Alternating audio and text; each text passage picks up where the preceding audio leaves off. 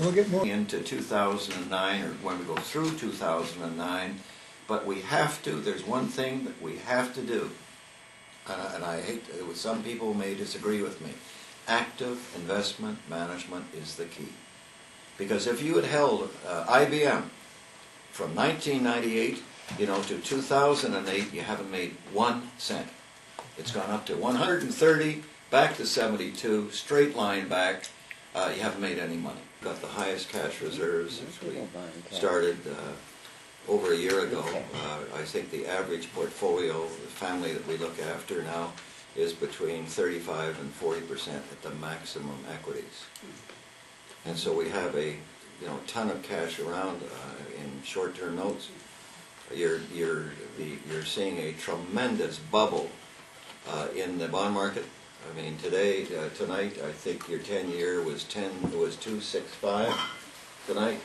Just a month ago, it was 4%. And so if you read the FT today, and you read what Roche was saying, and you read what about this potential bubble in the bond market, what you're beginning to see is a shift from bonds, a certain amount of bonds, into some ridiculously attractive, in my view. I've never seen in my 56 years values like I'm seeing today worldwide. I'm just talking about equities. I'm talking about equities now. I'm not talking about bonds. And what my friends are beginning to do is because of these phenomenal values, particularly in Southeast Asia, they're beginning to pick off some of these, particularly these consumer companies that have got, their own niches, great balance sheets, lots of cash in the balance sheets, but ridiculously low multiples. I talked to the Aberdeen group, and this is a group that McGill uses, in Southeast Asia. Hugh Young, who's a great personal friend of mine. I talked to Angus Tulloch, a First State Australian. They're the two top managers, in Southeast Asia, going back 5 to 10 years, and currently they're in the first quartile. They've had a remarkable growth. They're beginning to pick up and doing some shifting. I listen to what Ron is saying. I listen to what the Notley Group is saying. I listen to Robin Griffith and others.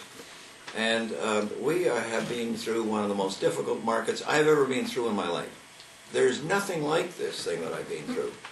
And yet, in doing some hard work, listening to Maureen Farrell, who, by the way, is talking about this L going right out, to 2010, 2011. I think she may be.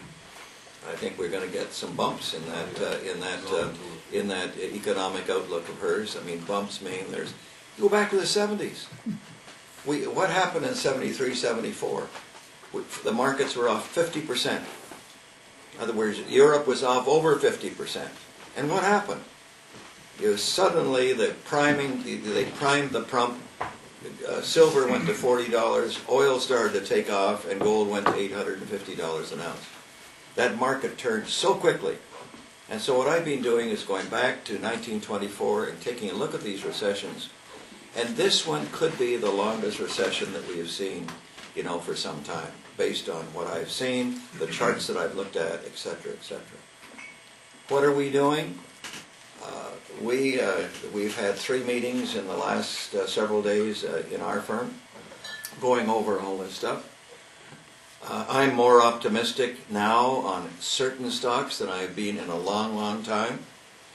I know earnings are going to be a great disappointment this year in certain sectors, but to date we've seen remarkable earnings coming through. We've seen much better than anticipated. I'm trying to go over very, very carefully our themes for 2009. Excuse me, for 2009. Excuse me, when you say when we see, we're looking at the world, are we? We're looking at the world. Okay. Number one, the first theme that we're looking at right now, which is my view, not the firm's view as yet, dividends, dividends, dividends, dividends, dividends, because people have got to live. Rates have got so low and on the after-tax basis, they're not making any money.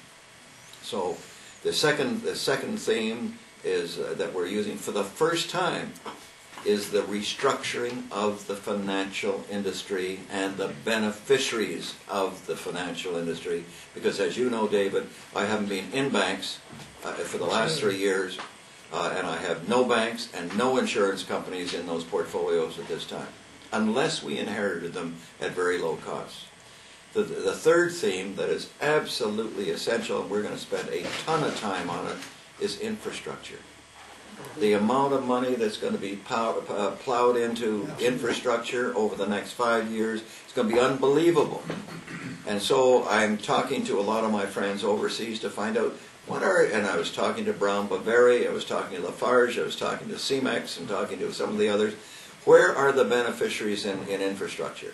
Because this is going to be, the beneficiaries are certainly steel, basic materials, cement, and others, but we're going to trying to find that out. The fourth theme is food.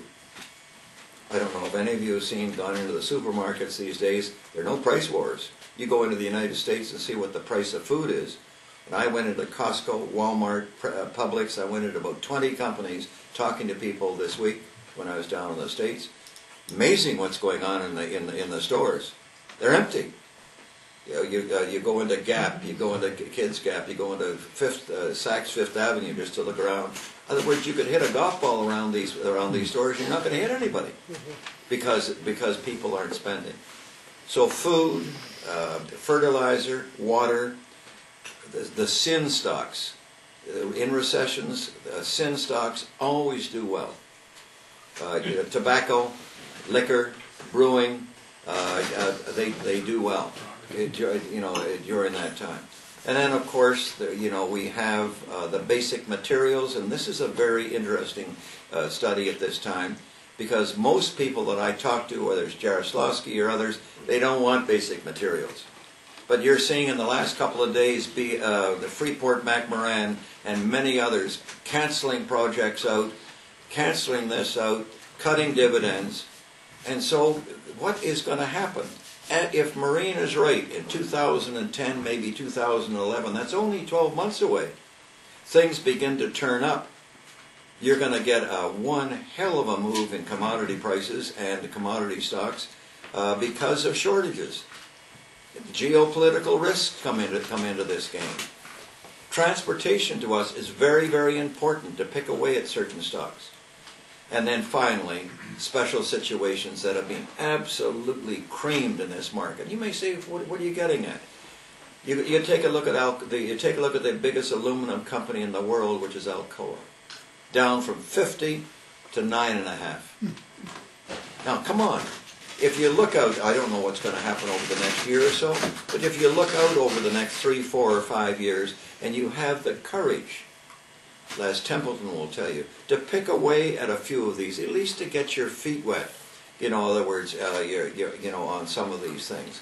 If you're taking a longer view, I won't buy a stock unless I see 50% over a 2-year period.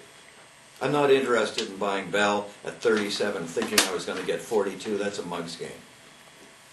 So all I'm saying right now is, yes, when it comes, Ron may be right.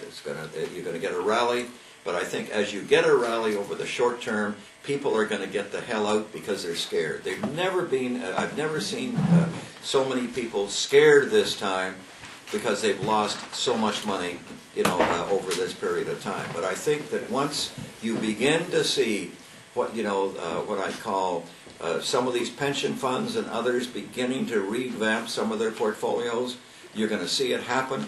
You're going to see people moving away from derivatives like Harvard and the University of Virginia are doing, where they've got huge positions in those stocks, in those areas, and they get back to the basics.